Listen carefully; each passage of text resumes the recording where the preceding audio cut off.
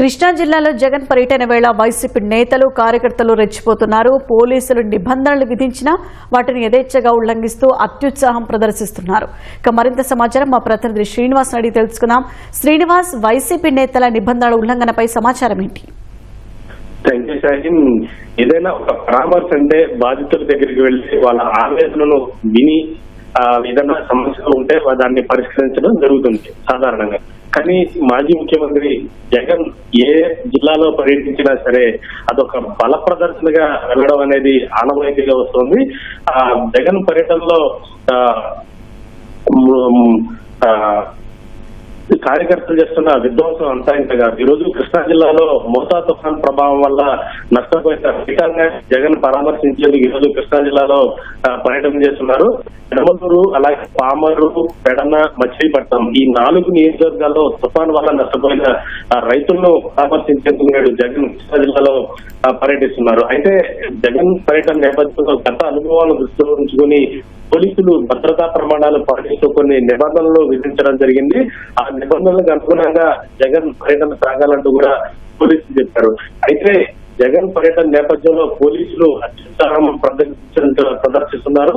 Palmar నియోజకవర్గం మాజీ MLA కైలే Anil Kumar palmar మండలం గోపాలపాలెం మండలం జాతీయ రహదారి మీద వందల మందితో జగన్ స్వాగతం పలిగేందుకు రావడంతో హైవే మీద తీవ్ర ఇబ్బందులు ఎదుర్కొంటున్నారు ప్రయాణికులు. మరోవైపు ఈ హైవే మీద ఎవరు ఉండకూడదు, సాధారణ ప్రజానీకానికి ఎటువంటి ఇబ్బందులు లేకుండా చూడాలంటూ కూడా పంపిముక్కల పోలీసులు మాజీ ఎమ్మెల్యేకి చెప్తున్నా సరే మాజీ ఎమ్మెల్యే కైనే అనిల్ వినకుండా కూడా పోలీసులతో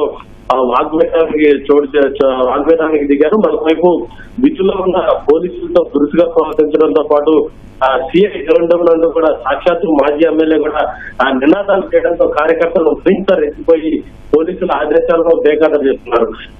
పామర్ నియోజకవర్గంలో జగన్ పర్యటన ఎలా ఉండగా తొలూరు నియోజకవర్గంలో పోలీసులు ముందు హెచ్చరిస్తారు. జగన్ పర్యటనలో ఎలాంటి డీజేలు వాడకూడదంటూ కూడా పోలీసులు హెచ్చరించినా సరే పెనమలూరు నియోజకవర్గం దోసాలో వైసీపీ నేతలు డీజే ఏర్పాటు చేసి జగన్ పాటలతో హైవే మొత్తం కూడా గందరగోళం సృష్టించారు. దీంతో పోలీసులు ఆ డీజేను నిలుదల చేసి జగన్ పర్యటనలు డీజేకి అనుమతి లేదంటూ కూడా పోలీసులు హెచ్చరించడం జరిగింది. ఒకవేళ జగన్ పర్యటనలో కనుక డీజే కనుక కనిపిస్తే తీర్చేస్తామంటూ కూడా పోలీసులు హెచ్చరించారు. ఒక 2 నియోజకవర్గాలకు మాత్రమే ప్రస్తుతం జగన్ పర్యటన కొనసాగుతున్న నేపథ్యంలో ఆ 2 నియోజకవర్గాల్లో కూడా వైసీపీ నేతలు చేస్తున్న రాద్ధాంతం అంతా ఇంత కాదు. సామాన్య ప్రజలు అలాగే హైవే మీద వెళ్లే వాహనదారులు కూడా జగన్ పర్యటనతో తీవ్ర ఇక్కట్లు ఎదుర్కొంటున్నారు. ధన్యవాదాలు శ్రీనివాస్.